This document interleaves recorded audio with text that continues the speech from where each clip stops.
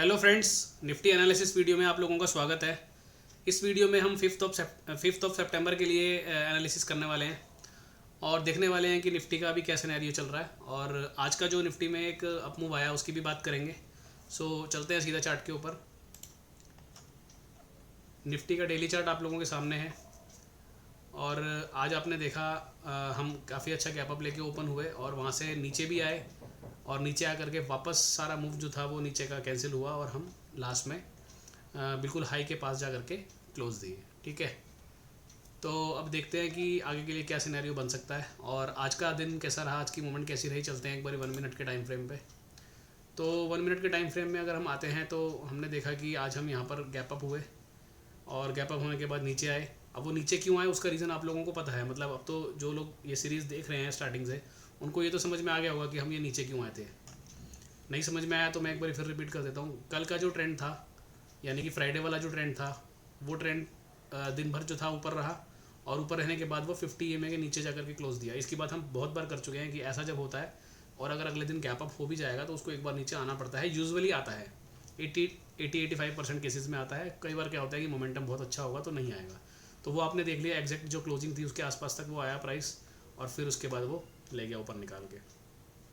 अब आज की जो क्लोजिंग हुई है उसमें आप देखो क्लोजिंग बहुत अच्छी हुई है क्योंकि यहाँ पर हम देख रहे हैं 50 EMA के नीचे ये प्राइस नहीं आया है और हम उसके ऊपर ही क्लोज करके गए हैं।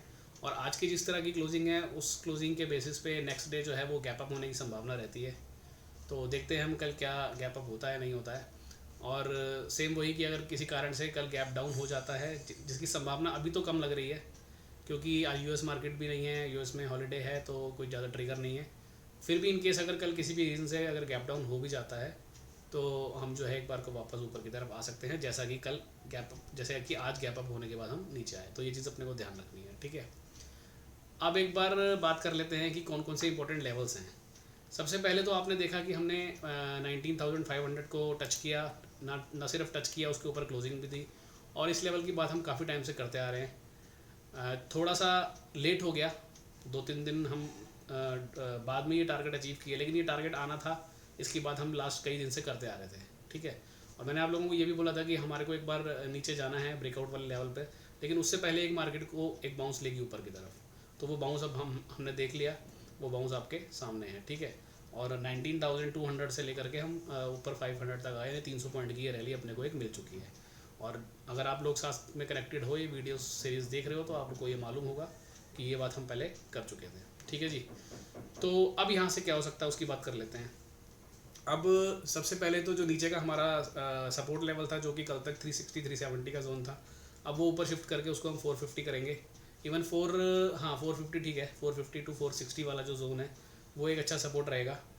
और ऊपर की तरफ में एक नोटिस आपको ये करना है कि जैसे आज तो अभी खैर मंडे ही है, अभी तो 4 ट्रेडिंग सेशन बाकी है, लेकिन अगर इस वीक यानी कि ये पूरा वीक फ्राइडे तक अगर हम 19,500 के ऊपर क्लोज दे देते हैं, यानी वीकली क्लोज अगर हमारे को 19,500 के ऊपर मिल जाता है, तो इसकी संभावना बहुत ज़्यादा बढ़ जाएगी कि हम इस पूरे सितंबर मंथ में दोबारा 19,500 के नीचे ना आए।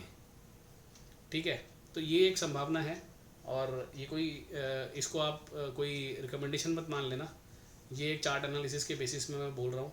तो ये अपने को देखना है कि अगर हम 19,500 का लेवल बचा लेते हैं इस पूरे वीक, तो इसकी संभावना काफ़ी हद तक बढ़ जाएगी कि हम इस पूरे सितंबर मंथ में या एटलीस्ट अगले 2 वीक तक, तो यानी कि ये वीक कंप्लीट होने के बाद में अगले 2 वीक तक तो 19,500 के नीचे दोबारा नहीं आएंगे और उससे पहले हम यहाँ से 250 से 300 पॉइंट की रैली एक कर सकते हैं। ठीक है, ये अपने को ध्यान देना है।